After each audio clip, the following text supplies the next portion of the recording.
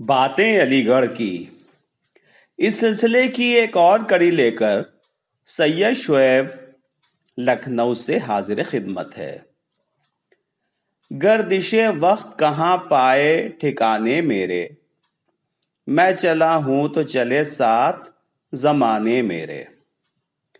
ساتھیوں، جیسا کہ آپ جانتے ہیں کہ 24 مئی سن 1875 کو مدرسۃ العلوم کے افتتاح سے لے کر MAO کالج کے قیام تک، جس کا سنگ بنیاد 7 جنوری سن 1877 کو رکھا گیا، علی گڑھ تحریک نے ایک لمبا سفر طے کیا اور بالآخر 17 دسمبر سن 1920 کو اس کالج نے یونیورسٹی کی شکل اختیار کی۔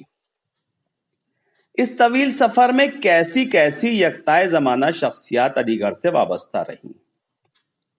ان شخصیات میں انگریزی کے ایک بہت ہی معروف ادیب اور مشہور زمانہ novel A Passage to India کے مصنف اور سر سید احمد خان کے پوتے سر راس مسعود کے اتالیق EM فاسٹر کا علی گڑھ سے گہرا تعلق رہا۔ آج کا ایپیسوڈ ہم انہی کی نظر کر رہے ہیں۔ تحریر و پیشکش احمد عرفان علی۔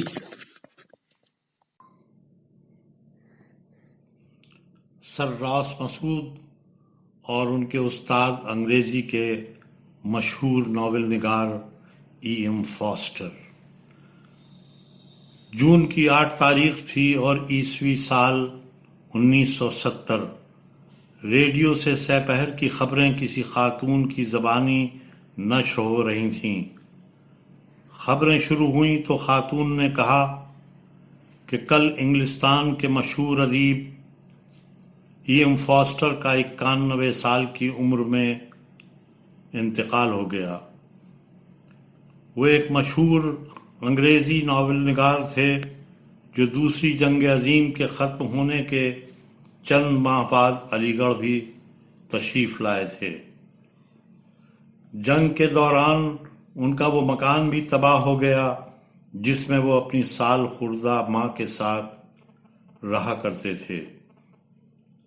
فاسٹر جب 30 برس کے تھے تو ان کے 4 ناول چھپ چکے تھے۔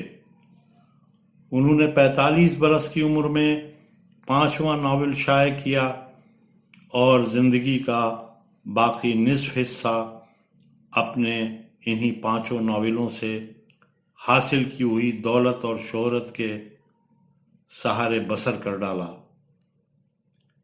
یہ سوال کئی بار اٹھا کہ فاسٹر نے ناول لکھنے کیوں بند کر دیے۔ جب ان سے پوچھا گیا تو انہوں نے جواب دیا، میں جس عہد کے لیے جیتا تھا اور جس عہد کے بارے میں لکھتا تھا وہ تو کب کا بیت چکا ہے۔ فاسٹر 1911 میں پہلی بار ہندوستان آئے اور اس کی تحریری یادداشت محفوظ کر لی۔ اس کے 2 سال بعد تک وہ ایک ناول لکھتے رہے جسے اے پیسج ٹو انڈیا کے عنوان سے شائع کیا اور سر راس مسعود کے نام معنون کر دیا۔ 1906 میں MAO کالج علی گڑھ کے پرنسپل سر تھیوڈور موریسن ایک نوجوان کو اپنے ہمراہ انگلستان لے گئے اور وہاں فاسٹر کو اس کا اتالیق مقرر کیا۔ شاگرد اور استاد کا رشتہ ایسی دوستی میں بدل گیا جو فاسٹر نے سر راس مسعود کے انتقال کے بعد بھی نبھائی۔ یہ جس روز کا ذکر ہے اسی روز فاسٹر نے یونین ہال میں ایک تقریر بھی کی تھی۔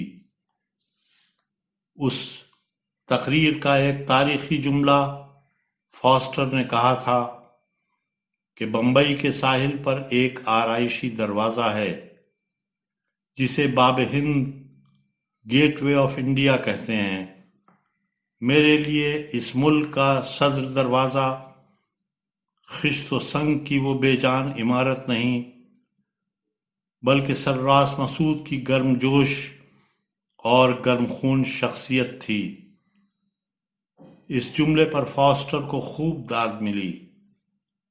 جب فاسٹر نے اس محبت سے سرراس کو یاد کیا تو یونین ہال دیر تک تالیوں کے شور سے گونجتا رہا اور سب کی نگاہیں اسٹیج کے اس حصے کی طرف اٹھ گئیں جہاں راس مسعود کی روغنی تصویر آویزاں تھی۔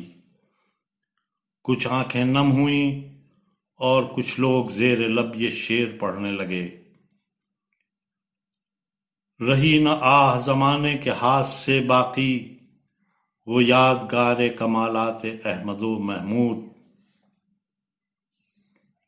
فاسٹر کو مسلمانوں کی جو چیز سب سے زیادہ پسند آئی وہ ان کی مساجد تھیں۔ انہی مساجد میں اسلام کی سادگی اور سلامتی کا پیغام فاسٹر کو ملا، اور خود فراموشی اور خدا شناسی کا مقام بھی۔ فاسٹر کا دل بہت گداز تھا۔ وہ جب حضرت خواجہ نظام الدین اولیاء کے آستانے سے نکلے تو ان کی آنکھیں سرخ تھیں۔ فاسٹر کے مشہور ناول کے پہلے حصے کا عنوان بھی مسجد ہے۔ آخری دنوں فاسٹر کی ملازمت بڑی انوکھی تھی۔ وہ کیمبرج میں رہتے تھے اور یونیورسٹی کی طرف سے ان کو صرف تنخواہ اس بات کی ملتی تھی کہ جب کوئی چاہے ان کے دروازے پر دستک دے اور فیض یاب ہو۔ علامہ اقبال کے آخری سال بھی اسی طرح گزرے تھے۔ جس نے چاہا علی بخش کو آواز دی اور حاضر ہو گیا۔ لارڈ لوتھین حاضر ہوئے تو شرف باریابی دینے والی شخصیت بنیان اور تہمت میں ملبوس تھی۔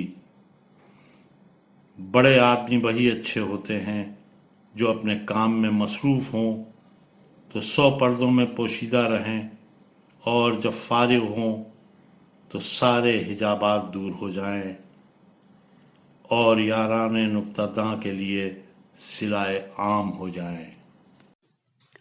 آج کا ایپیسوڈ بس یہیں تک، لیکن باتوں کا سلسلہ جاری رہے گا۔ امید ہے کہ آپ حضرات اس ویڈیو کو ضرور لائک کریں گے۔ پھر ملتے ہیں جلد ہی اس سلسلے کی اگلی کڑی لے کر۔ تب تک کے لیے خدا حافظ۔